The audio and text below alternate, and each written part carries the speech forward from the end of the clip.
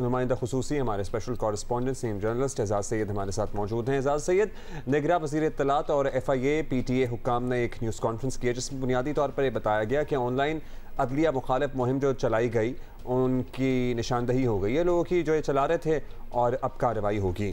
तो कुछ तफसील है इसकी या शेयर किया गया कि क्या कार्रवाई होगी और सजाएं होंगी, कैसे मिलेंगी, क्या सज़ा मिलेगी? जी बिल्कुल, जो प्रेस कॉन्फ्रेंस की गई है वज़ीर इत्तलात की तरफ से और FIA और PTI के हुक्काम भी वहाँ पर मौजूद थे, उसमें सिर्फ ये बताया गया है कि जिन लोगों ने अदलिया मुखालिफ कार्रवाई में हिस्सा लिया है या ट्रेंडिंग की है या उनके ख़िलाफ़ ट्रोलिंग की है, उनको कानून के तहत निपटा जाएगा। पीका कानून, पाकिस्तान इलेक्ट्रॉनिक क्राइम्स एक्ट का जो कानून है या उसके जो सेक्शंस हैं उनके तहत कार्रवाई की जाएगी। हमें जो बताया इन हुकाम ने, जो बाद में भी प्रेस कॉन्फ्रेंस के बाद भी वहाँ पर मौजूद थे, कि इन लोगों को बुलाया जाएगा FIA में, इनको आइडेंटिफाई कर लिया गया है।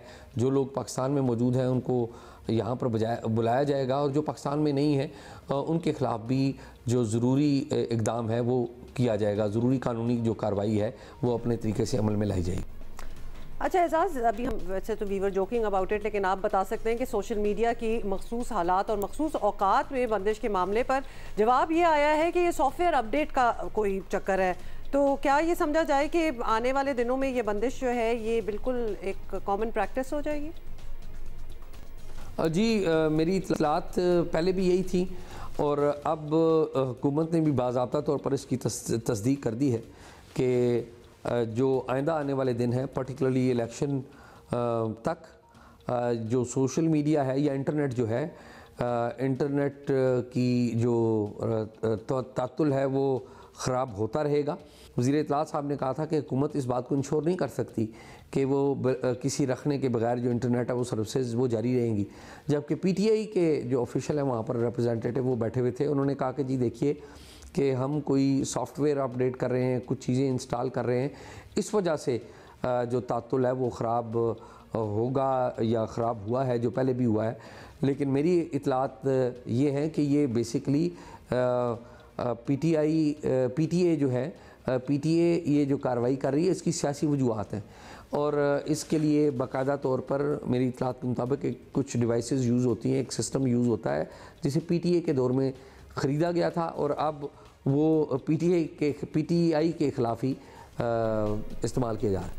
अच्छा, अगर ये इशारा लिया जाए कि इंटरनेट और सोशल मीडिया बंदिश एक मामूल बनने जा रहा है तो ज़ाहिर है कि इसका नुकसान ही है, और दूसरा पहलू ये भी है कि सोशल मीडिया पर जैसा प्रोपेगेंडा और पर्टिकुलरली फ़ेक न्यूज़ फैलाई जाती है, चलाई जाती है, उसको भी इग्नोर नहीं कर सकते। तो कोई और तरीक़ा नहीं है हुक्काम के पास, या फिर बस यही ऑप्शन है कि बंद कर दें सब कुछ? जी देखिए, जो सोशल मीडिया है उसकी अफादियत भी है और उसको मिसयूज़ भी किया जाता है। उसकी अफादियत को ज़्यादा मौसर बनाने के लिए उसके मिसयूज़ के बारे में कानून साजी की जाती है और कानून मौजूद भी है। सवाल है उसकी इफ़ेक्टिव इम्प्लीमेंटेशन। अगर सोशल मीडिया को कोई मिसयूज़ करता है तो क्या उसकी इफ़ेक्टिव तरीके से बेखुनी की जा रही है? उसका जवाब है नहीं। क्यों नहीं की जा रही, उसकी भी वजूहात है और उसमें एक जो बड़ी वजह ये है कि जो एजेंसी है जो सोशल मीडिया के मिसयूज़ के ख़िलाफ़ कार्रवाई करती है वो सिर्फ FIA है। FIA के अंदर ट्रेनिंग भी मौजूद है, FIA साइबर क्राइम विंग के लोगों के पास, लेकिन ब्रॉडली जो पाकिस्तान में जो इस मामले को देखती है वो पुलिस देखती है। लेकिन अगर ये पुलिस को मुकम्मल तौर पर इस इख्तियार दे दिया जाए तो इसका मिसयूज़ पुलिस की तरफ से भी होगा पाकिस्तान जैसी स्टेट में। तो मेरा ये ख्याल है कि इसका बेहतरीन तरीका ये है कि डेफामेशन लॉज जो हैं उनको बेहतर बनाया जाए और डेफामेशन की जो कानून साजी है या उसका जो ट्रायल है उसे क्विक कर दिया जाए, आसान भी कर दिया जाए और क्विक भी कर दिया जाए। तो अगर कोई डीफेम करेगा या कोई झूठ बोलेगा तो दूसरा बंदा अदालत में जाएगा और उसके ख़िलाफ़ फौरी कार्रवाई हो जाए। बरतानिया में ऐसा होता है, दुनिया के दीगर मालिक में ऐसा होता है, तो उसको हम पाकिस्तान में भी मुतारफ़ करवा सकते हैं। इसका मतलब ये नहीं है कि अगर कोई मिसयूज़ कर रहा है तो आप उस जो आज़ादी है उसका ही गला घोंट दें। सोशल मीडिया के जो प्लेटफॉर्म है वो बुरे नहीं है, असल जो बुराई है वो डेफामेशन लॉज का मौसर ना होना, जो ट्रायल है उसका क्विक ना होना है। बहुत शुक्रिया जी एजाज सैयद। सो या आने वाले दिनों में अगर आपकी खाम ख्याली है कि नहीं होगा इंटरनेट बंद, चौड़ी बात करो, फिर आपको दिल चाह रहा होता है कि एंड में इतनी लंबी बात के बाद कोई तसल्ली तो मिलनी चाहिए, लेकिन होगा वही जो होगा। तो लिहाजा गेट रेडी फॉर इट। और इंटरनेट जब स्लो होगा, बंद होना होगा, जब आपका फ़ोन आप बार बार देख रहे होंगे और नहीं चल रहा होगा, या कोई भी gadget, so you know what और is ये happening. फेक न्यूज़ का मसला सिर्फ हमारा तो नहीं है, पूरी दुनिया इससे नवाज़मा है, वर्ल्ड ओवर है। दुनिया में सेमिनार्स होते हैं, कॉन्फ्रेंसें होती हैं, ट्रेनिंग्स होती हैं, रिसर्चेस हो रही हैं कि अब आगे AI है, दीगर चीज़ें हैं जिसकी वजह से जाहिर है ये चीज़ फैलेगी। और उस हवाले से हम एक दफ़ा फिर नहीं। आपको याद दिला दें, because we keep talking about it, और बड़े एक्सपर्ट्स को बिठा के हमने पूछा कि डिफ्रेंशिएट किस तरह किया जाए।